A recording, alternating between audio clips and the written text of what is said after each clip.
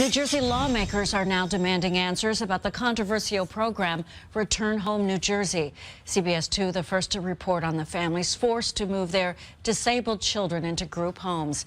We tried to get answers from Governor Christie yesterday, but he walked away.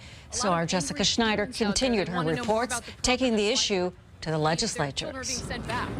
Sympathy from New Jersey lawmakers who have seen our stories and heard from the family members of disabled adults like Drew Adams and Kara Anderson. Now, as the fall legislative session begins, Democrats and Republicans are working to overturn the state's decision to take them out of their treatment facilities and put them into group homes. I'm a parent, and I understand exactly where these individuals are coming from, and I'd be doing the same thing if my child was in their situation.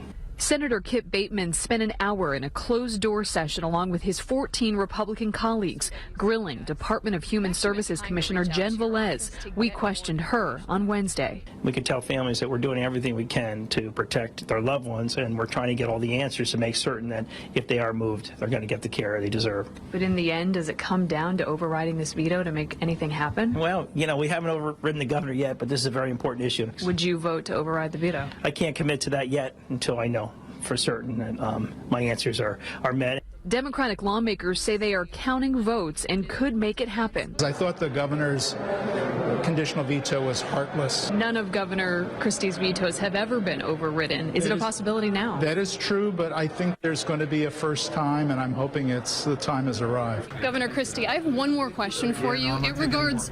Governor Christie refused to answer our questions Wednesday, and his administration insists the transfers need to happen to comply with federal law and cut costs. We had a special election this year that cost an additional $24 million. It was okay to do that, but when you're dealing with flesh and blood issues, we're not willing to spend the money. It just seems an inappropriate set of priorities. Lawmakers tell me they need to act fast, and a vote to override Christie's veto could come as soon as next week. In Trenton, Jessica Schneider, CBS 2 News. Commissioner Velez has promised to meet with some families affected by this next week.